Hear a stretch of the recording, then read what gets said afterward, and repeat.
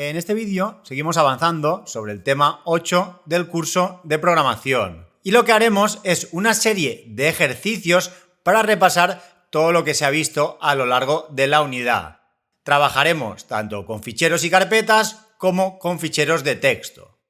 Aquí podéis ver el enunciado de los 5 ejercicios que vamos a resolver y, como siempre digo, lo mejor es que primero intentéis resolver estos ejercicios por vuestra cuenta y una vez ya como mínimo los hayáis intentado todos, sigáis con el vídeo y paséis a ver las soluciones.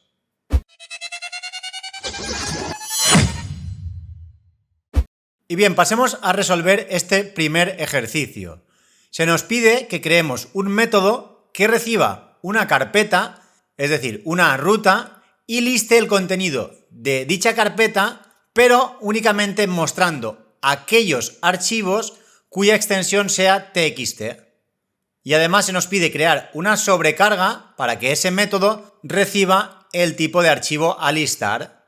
Es decir, en vez de recibir únicamente la ruta, recibirá la ruta, donde tendrá que buscar esos archivos y la extensión que deberán tener cada uno de esos archivos que liste en la carpeta en concreto. Y bien, veamos la solución a este primer ejercicio. En primer lugar tenemos un main en el cual tenemos la variable ruta y la variable extensión. En este caso la variable ruta, al tener un punto, hace referencia a la carpeta actual, mientras que en extensión tenemos txt. Fijaros que en extensión aquí no he puesto el punto, se podría haber puesto directamente el punto aquí y quitarlo luego de dentro del método, pero bueno, al final es lo mismo. Entonces a continuación invocamos al método listar por extensión, pasándole la ruta y la extensión. Por lo tanto, me deberá listar todos los archivos de la carpeta actual cuya extensión sea txt. Si lo ejecutamos, pues podemos comprobar que funciona correctamente. La carpeta sobre la que se está ejecutando el programa es curso programación Java, que tiene todos estos archivos de aquí abajo. Archivo, archivo 1, 2, 3, ejemplo, fichero y fichero enteros. Y bien, veamos la solución. En primer lugar creamos un fichero llamado carpeta y utilizamos el constructor de la clase file que recibe una string. Esa string debe ser la ruta de la carpeta. Entonces, a continuación, sobre esa instancia de la clase file llamada carpeta, invocamos al método isDirectory. Este método devuelve un true si se trata de una carpeta y un false si no lo es. Entonces, si nos vamos al else es porque realmente esa ruta no me está indicando una carpeta, me está indicando un fichero o cualquier cosa no válida. Por lo tanto, iremos al else y mostraremos por consola la ruta proporcionada no es una carpeta válida. Sin embargo, si me devuelve un true es porque la ruta es válida y tengo una carpeta en esa instancia de la clase file. Entonces, a continuación creamos un array de instancias de la clase file llamada archivos. Ese array me lo devolverá el método listFiles utilizado sobre la instancia de la clase file llamada carpeta. Este método listFiles, como ya vimos, nos devolvía un array de instancias de la clase file. Este método lo hemos utilizado ya en algunos ejemplos. Pero luego, entre paréntesis, además tiene una sobrecarga este método, el cual me permite filtrar y quedarme con aquellos archivos que cumplan una determinada condición. Y esto lo hacemos con una lambda. Así de paso repasamos programación funcional. Esta lambda lo que hace es quedarse únicamente con aquellos archivos que cumplan esta condición. El archivo representado por name primero lo pasa todo a minúsculas y luego le aplica ends with, pasándole en primer lugar un punto y luego la extensión también pasa a minúsculas. Esa extensión es la que recibimos como parámetro. Entonces, si no ponemos aquí el punto, lo deberíamos haber puesto aquí arriba. Entonces, ese array llamado archivos únicamente tendrá aquellos archivos de la carpeta que terminen con un punto y la extensión que le hemos indicado como parámetro. Y a continuación, una vez tenemos ya esos archivos, mostramos la información. Si archivos es distinto de null, es porque ha encontrado algún archivo en la carpeta. De lo contrario, mostraremos por consola, no se encontraron archivos con la extensión que le hemos indicado en la carpeta. Si por el contrario hay algún archivo, entraremos dentro del if y con un for each mostraremos un archivo por línea. Primero pondremos archivo encontrado 2 puntos y luego lo concatenaremos con el método getName asociado al fichero actual que tendremos en esa iteración, representado en este caso por f. Y bien, volvamos a la presentación para seguir con el segundo ejercicio. Se nos pide que creemos un método que cree a su vez n archivos, llamados nombre1.txt, nombre2.txt y así sucesivamente hasta n. Es decir, si n vale 5, deberemos tener 5 archivos, desde nombre1.txt hasta nombre5.txt. Además, esos archivos se deberán crear en una carpeta solicitada por el usuario, que en este caso la recibiremos como parámetro al método. Entonces recibiremos la ruta y un entero, indicando la cantidad de archivos a crear.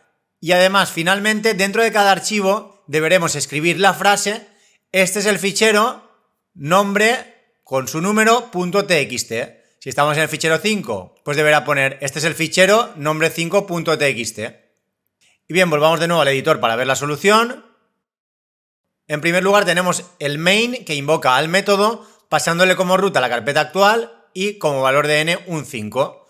De este modo se deberán crear sobre la carpeta donde se está ejecutando el programa 5 archivos, llamados nombre1.txt, nombre2.txt, nombre3, nombre4 y nombre5.txt. El método recibe tanto la ruta como el entero y lo primero que hacemos es crear un bucle for que dará tantas vueltas como el valor de n. Y para que empiece en 1 y termine en n, el contador lo inicializamos a 1 y la condición de permanencia en el bucle deberá ser i menor o igual que n, para que lleguemos a crear el fichero con valor n. Si pusiéramos menor que n y hubiéramos puesto un 5, únicamente entraríamos en el bucle cuando i vale 4. Por lo tanto, aquí importante menor o igual a n. Y finalmente el incremento i++. Entonces, por cada iteración de este bucle for, lo que hacemos es, en primer lugar, crear una string llamada nombre fichero, sobre la cual le indicaremos la ruta, luego pondremos la barra para indicar que la parte anterior era una carpeta, y a continuación nombre y entre paréntesis el valor de i, para que en cada iteración tengamos un nombre de fichero distinto. En la primera iteración, como i vale 1, pues el fichero será nombre1.txt, y a medida que i cambia de valor, pues va creando cada uno de esos ficheros con un nombre distinto. Y una vez tenemos ya el nombre de ese fichero, lo utilizamos para crear una instancia de la clase FileWriter, pasándole esa string como parámetro. Este FileWriter a su vez lo envolvemos en un BufferedWriter para poder escribir utilizando un buffer. De este modo esa escritura se hará de forma más eficiente. Y una vez tenemos el archivo creado, únicamente escribimos la línea: este es el fichero nombre, entre paréntesis el valor de i.txt. Además añade un catch IOException que nos mostrará por consola este mensaje si ha ocurrido algún problema en la creación de ese fichero. Y bien, para que comprobemos que funciona, vamos a ejecutarlo. En principio no se nos muestra nada por consola, pero si vamos a la carpeta curso programación Java, aquí en la parte inferior, como podéis comprobar, me ha creado esos 5 archivos. Si, por ejemplo, lo ponemos sin paréntesis y lo volvemos a ejecutar, ahora, como podéis comprobar, abajo tenemos 5 archivos adicionales, en este caso sin los paréntesis: nombre1.txt, nombre2, 3, 4 y 5. Y si, por ejemplo, dejáramos los paréntesis en el de arriba y en el de abajo no los incluimos, lo que hará será machacar el contenido de estos 5 archivos. De hecho, si lo ejecutamos, ha machacado el contenido de estos 5 archivos, eliminando los paréntesis que habían en esa primera línea. Bien, de todos modos lo voy a dejar como estaba, eliminaremos estos 5 archivos debajo y dejaremos los paréntesis tal y como pedía el enunciado. Y aquí algo que no he tenido en cuenta es que si la ruta no es válida, no funcionará bien. Si, por ejemplo, le ponemos ed.txt y lo ejecutamos, se lanza una excepción de tipo FileNotFoundException, indicando que el sistema no puede encontrar la ruta especificada. Esto lo podíamos resolver añadiendo aquí un catch FileNotFoundException y con unas llaves hacer un sysout. No se ha podido crear el archivo. Sin embargo, si ahora lo ejecutamos, fijaros que me aparece el mensaje 5 veces. Entonces, una posible mejora aquí sería comprobar previamente si se trata de un directorio. Podríamos quitar este catch y antes del for hacer un if. If new file, pasándole la ruta, importamos la clase file y a continuación un isDirectory.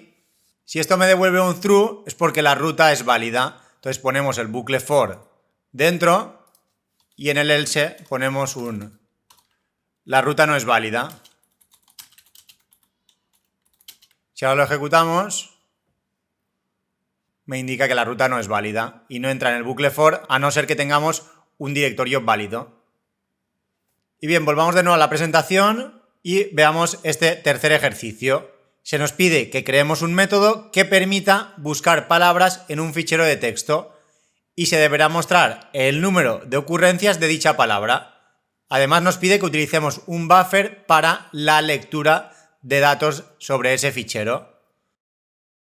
Tenemos un main que únicamente invoca el método cantidad de palabras, el cual recibe en primer lugar el nombre del archivo y luego la palabra buscada. Estamos buscando la palabra programación en el archivo llamado archivo.txt. Entonces lo primero que hacemos es crear un contador que me servirá para ver cuántas veces ha aparecido esa palabra sobre el archivo y a continuación tenemos un try catch. Si se produce alguna excepción dentro de ese try de tipo IOException, me mostrará por consola: ocurrió un error al leer el archivo, concatenado con el nombre de ese archivo. Entonces lo primero que hacemos es crear un buffered reader al cual le pasaremos como parámetro un file reader, pasándole a su vez como parámetro una string indicando el nombre de ese archivo. Por lo tanto, creamos un file reader que lo envolvemos dentro de un buffered reader para poder hacer la lectura a través de un buffer. Y a continuación, para tener más flexibilidad a la hora de leer sobre el fichero, creamos una instancia de la clase scanner a la cual le pasamos como parámetro ese buffered reader. Como vimos ya en vídeos anteriores, esto es muy útil porque la clase scanner nos proporciona muchos más métodos para recorrer ese archivo. Entre ellos pues tenemos el hashNextLine y el nextLine. Este hashNextLine nos devolverá un booleano mientras queden líneas que leer en ese archivo. Entonces lo utilizaremos como condición de permanencia del bucle, es decir, mientras hayan líneas que leer en ese archivo, permaneceremos dentro. Y lo que haremos es, en cada iteración, esa línea actual, dividirla en base a este separador, que como ya hemos visto muchas veces, lo que hace es separar esa frase a través de los espacios en blanco, ya tengamos uno o más de uno. Entonces todo este método me devolverá un array de strings con las distintas palabras que encuentre en la línea actual. Entonces a través de ese array de strings, con un for each, recorremos palabra a palabra, almacenándonos en cada iteración, en palabra actual, una de las palabras de la línea. Entonces esa palabra, a través del método equals, la comparamos con la palabra que estamos buscando y en el caso de que me devuelva un true es porque esa palabra coincide, incrementamos contador. Entonces, este for each interno se encarga de recorrer cada una de las palabras de cada línea y compararlas, mientras que el bucle externo se encargará de obtener cada una de las líneas de ese archivo. Entonces, una vez hayan terminado estos bucles es porque hemos terminado de leer datos del fichero. Cerramos el escáner y el programa termina. Si, por ejemplo, ahora ejecutamos este método teniendo en cuenta archivo.txt y la palabra programación, deberemos ir a ese archivo, analizará todos estos datos buscando la palabra programación, que la tenemos una y dos veces. Aquí se debe tener en cuenta que debe estar escrita exactamente igual, por lo tanto, programación sin acento no la contará. De hecho, si lo ejecutamos, me indica que la palabra programación aparece dos veces en el archivo. Si, por ejemplo, en vez de la palabra programación escribiéramos la letra A dos veces, por ejemplo, así la tendríamos en total 1, 2, 3 y 4 veces. Ahora si lo cambiamos y ponemos la letra A dos veces, al ejecutarlo, me indica que la palabra AA aparece 4 veces en el archivo. Por lo tanto, está funcionando bien. Y esto servirá tanto para letras como para números. Si por ejemplo pongo el 88, me dirá que aparece una vez. Si lo ejecutamos, la palabra 88 aparece una vez en el archivo. Y bien, volvamos de nuevo a la presentación para ver el ejercicio 4. Y aquí se nos pide que creemos un método que permita eliminar todas las ocurrencias de una palabra en un fichero de texto. Entonces este método lo que hará será crear un nuevo fichero en el cual haya eliminado esas palabras. Es decir, el fichero original no se debe modificar y ese fichero generado deberá llamarse igual que el original, pero añadiendo un guión y un 2. Y bien, pasemos a ver la solución. Aquí lo primero que tenemos es un main, el cual invoca ese método, eliminar palabras. Como primer parámetro tenemos el nombre del fichero y como segundo parámetro la palabra que queremos borrar de ese fichero. Bajando hacia abajo tenemos lo que es el método, el cual tiene un bloque try y dos catch asociados a ese try. Si se produce una excepción de tipo FileNotFoundException, me mostrará por consola el archivo no existe o no es un archivo válido, mientras que si se produce una excepción de tipo IOException, me mostrará por consola ocurrió un error al procesar el archivo. Aquí incluso podríamos eliminar este catch, ya que FileNotFoundException hereda de IOException. Por lo tanto, podemos incluirlo todo en un mismo catch. Lo que sucede es que aquí no tenemos tanta información como en el otro caso. Aquí tendríamos una información un poco más precisa dependiendo del tipo de error. Pero bueno, ambos ejemplos funcionarían perfectamente. Y bien, pasemos a ver este bloque try. Lo primero que hacemos es crear un fichero nuevo a través de nombre fichero, que es uno de los parámetros que recibe el método, y a continuación comprobamos si ese fichero existe y si se trata de un fichero. Si no existe o no es un fichero, directamente lanzamos la excepción de tipo FileNotFoundException. Entonces se mostrará por consola el archivo no existe o no es un archivo válido. Sin embargo, si ese archivo existe y es válido, creamos un BufferedReader para leer datos de ese fichero, creamos un BufferedWriter para escribir datos sobre ese fichero que crearemos y finalmente este bucle es el que se encarga de ir leyendo de un archivo y escribiendo en el otro. Para leer datos del fichero lo hacemos exactamente igual que antes, creando un escáner que recibe como parámetro ese BufferedReader, por lo tanto tendremos todos los métodos de la clase scanner para poder leer datos del fichero, mientras que para escribir en el otro fichero lo primero que hacemos es crear el nombre de ese archivo nuevo a través de la función de la clase string replace, que lo que hace es cambiar el .txt por -2.txt. De modo que tenemos ya una string con ese nombre para el archivo que debemos crear. Entonces creamos una instancia de FileWriter con ese nuevo nombre, que a su vez la envolvemos en un BufferedWriter para poder escribir utilizando un buffer. Entonces a partir de ahora utilizaremos scn para leer datos del origen y bw para escribir datos en el fichero que acabamos de crear. Lo primero que hacemos es crear una string llamada línea, la cual la utilizaremos para ir guardando en ella cada una de las líneas de ese archivo que vamos a leer. Entonces la condición, igual que antes, scn.hashNextLine me devolverá un booleano mientras queden líneas que leer en el escáner, que estará asociado al fichero que hemos recibido como parámetro. Entonces en cada iteración guardamos en línea esa línea actual a través del método nextLine de la clase scanner. Una vez tenemos esa string con la línea actual, invocamos al método replaceAll, el cual reemplazará todas aquellas ocurrencias de la palabra que recibimos como parámetro, es decir, la que debemos borrar, por una cadena vacía. Y aquí importante este /b se pone para que elimine las ocurrencias de esa palabra completa. Esto lo que implica es que si esa palabra la tenemos dentro de una palabra un poco más grande, en este caso no la borraría. Por ejemplo, si vamos al fichero de antes, archivo txt, supongamos que queremos borrar la palabra sd. Si no pusiéramos el /b, cambiaría esta palabra, cambiaría esta también, y todas estas que tengan el sd, aunque no sea completa. Sin embargo, si ponemos el /b antes y después, lo que implica es que únicamente borrará las que sean exactamente igual que esta. Es decir, borraría este sd, esta de aquí y esta que tenemos más abajo. Entonces, dependiendo de cómo queramos borrar, podremos añadir ese /b o no. Yo lo he puesto así para que podamos ver los dos casos. Entonces, una vez tengamos esa línea del archivo original con las palabras eliminadas, ya lo podemos escribir en el nuevo archivo a través del método write de la clase BufferedWriter, pasándole esa línea. Y a continuación añadimos un salto de línea a través del método newLine de la clase BufferedWriter.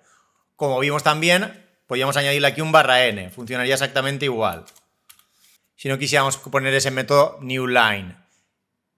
En último lugar, cerramos tanto el escáner como el BufferedWriter, debemos cerrar ambos, ya que uno está trabajando con el fichero origen para leer y el otro está trabajando con el fichero que acabamos de crear para escribir. Entonces es importante aquí, se deben cerrar los dos, tanto el que utilizamos para leer como el que utilizamos para escribir. De hecho, si ahora arriba le ponemos de nombre archivo.txt y le decimos que borre S mayúscula D, en este caso borrará únicamente esta ocurrencia, esta de aquí y esta de aquí abajo. Aunque aparezca la SD en otras palabras, como no es la palabra completa, no la borrará. De hecho, si lo ejecutamos, ahora cuando vayamos a archivo 2.txt y lo comparemos con archivo txt, podemos comprobar cómo ha borrado SD, aquí también, y aquí lo mismo. Sin embargo, si ahora quitamos los /bs, ahora quitará todos los SDs que encuentre. Si lo ejecutamos, fijaros que a la izquierda tenemos el archivo original y aquí el modificado. Aunque forme parte de una subcadena, también lo elimina. Por ello, de esta primera palabra, sdfav ha eliminado únicamente las dos primeras letras. Aquí en este caso no lo elimina porque la S no es mayúscula y tal y como está programado debe coincidir exactamente tanto mayúsculas, minúsculas y acentos. Mientras que el resto de ocurrencias sí que las elimina. Entonces aquí se podía haber resuelto de una forma o de la otra. Ambas serían válidas. Pero bueno, considero que es interesante ver esta diferencia porque en ocasiones puede interesar más hacerlo de una forma o de la otra. Y bien, ya para terminar, veamos el ejercicio 5. Para ello vamos a volver de nuevo a la presentación. Y aquí se nos pide que creemos un método que encripte y otro que desencripte el contenido de un fichero de texto, utilizando para ello el código César, que fue uno de los primeros cifrados que existieron y lo que hace es sustituir cada letra, desplazando esa letra en el alfabeto una cantidad de veces determinada por un número. Por ejemplo, si tiene un desplazamiento 2, lo que hace es cada letra sustituirla por la que está 2 posiciones a la derecha. Por ejemplo, la A pasaría a ser una C y la B pasaría a ser una D. Si, por ejemplo, tuviéramos desplazamiento 5, la C se reemplazaría por una H y la E se convertiría en una J. Y bien, vayamos de nuevo al editor para ver la solución a este ejercicio. Aquí tenemos dos constantes estáticas llamadas desplazamiento y nombre de fichero. Es decir, lo que hará será codificar este fichero utilizando un desplazamiento 3. Si, por ejemplo, en fichero tenemos una E, esa E se desplazará 3 a la derecha, F, G y H. Por lo tanto, la E pasará a ser una H mayúscula. Y así para cada uno de los caracteres del fichero. Entonces luego tenemos el main, que lo que hace es encriptar el archivo, creando un fichero que se llamará fichero encriptado, y luego a su vez utilizamos el método desencriptar archivo, al cual le pasaremos ese archivo encriptado y me generará un fichero desencriptando ese archivo que es ilegible, ya que está encriptado a través del código César. Entonces, para hacer este ejercicio, como los métodos son prácticamente iguales, he creado un método procesar archivo que encripta o desencripta en base a un booleano. Entonces, si está encriptado, lo desencripta y si no lo está, lo encripta. Entonces, ese método lo puedo utilizar tanto para encriptar como para desencriptar. Entonces, cuando queremos desencriptar, le pasamos el archivo de entrada, el archivo de salida y un false. Mientras que cuando queremos encriptar, le pasamos el archivo de entrada, el archivo de salida y un true. Entonces, este método procesar archivo es el que se encarga de hacer todo el proceso.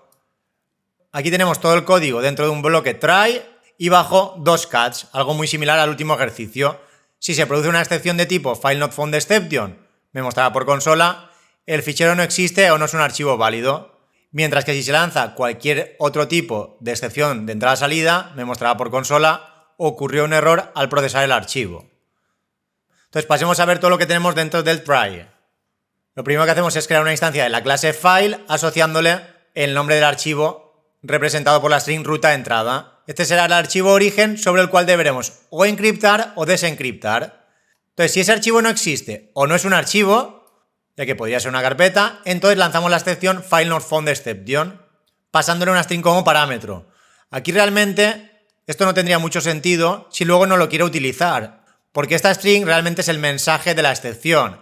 Entonces, si quisiera que se mostrara este mensaje, pues aquí en el println tendría que poner pues un getMessage.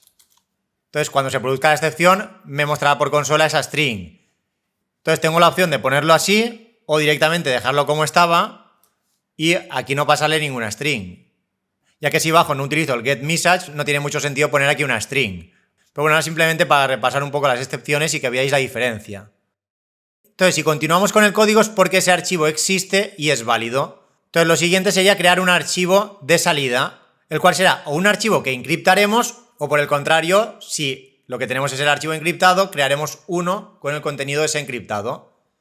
Entonces lo siguiente sería crear un buffered reader para leer datos de ese archivo origen y un buffered writer para escribir datos sobre ese nuevo archivo.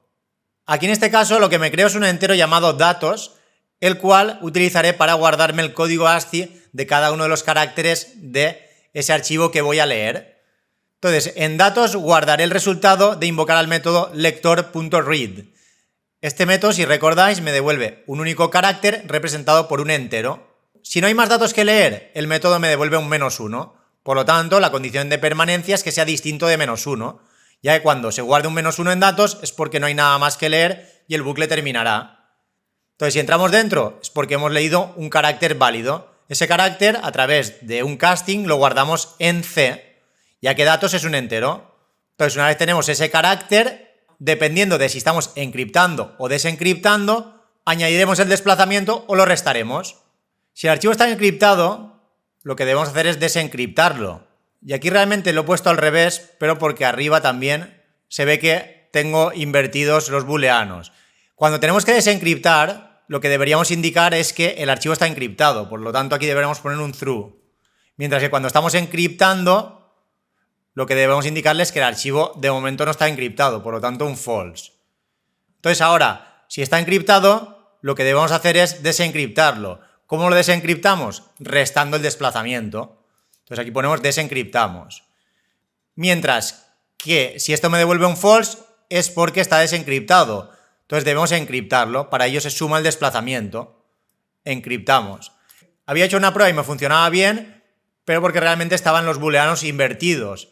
Aunque funcionara bien, no tenía una lectura correcta. Ahora sí, cuando está encriptado, debemos restar, mientras que cuando está desencriptado, debemos sumar para encriptar. Aquí fijaros que este desplazamiento, aunque sea un entero, es válido, ya que, como vimos en el tema 2, los chars son tratados también como enteros, y si realizamos alguna operación de suma o resta con un char, lo que hacemos realmente es desplazar su valor tanto en la tabla ASCII como en Unicode. Entonces simplemente con esta operación de resta y suma podemos tanto desencriptar como encriptar, ya que nos desplazaremos una determinada cantidad de posiciones sobre la tabla ASCII. Entonces una vez se han leído todos los caracteres de ese fichero, el bucle while termina y únicamente nos falta cerrar tanto el lector como el escritor.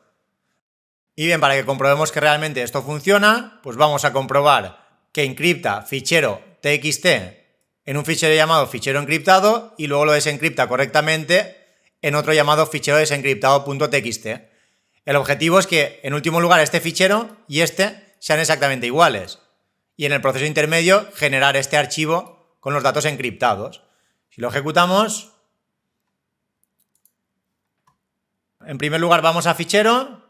Este es el fichero que se debería encriptar, luego tenemos fichero encriptado y finalmente fichero desencriptado. Tanto fichero.txt como fichero desencriptado.txt son iguales, por lo tanto el proceso de desencriptado funciona. Y aquí tendríamos el fichero ilegible, el cual está encriptado con código César. Y a partir de este fichero, desencriptándolo correctamente, obtenemos este. Si hacéis la prueba veréis que la E, al sumarle 3, se convierte en una H, la S se convierte en una V, y todos estos caracteres extraños son posiciones en la tabla ASCII que no tienen asociadas ninguna letra. Entonces podéis hacer la prueba y ver que funciona perfectamente. Y si, por ejemplo, en nombre del fichero me invento un nombre y lo ejecuto, me indica que el fichero no existe o no es un archivo válido.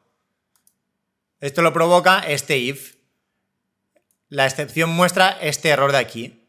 Sin embargo, si le hubiera puesto el mensaje como antes, por ejemplo aquí, error, y aquí abajo, en vez de ponerle ese mensaje, le pongo e.getMessage, ahora cuando lo ejecute, me mostrará la palabra error y ya está.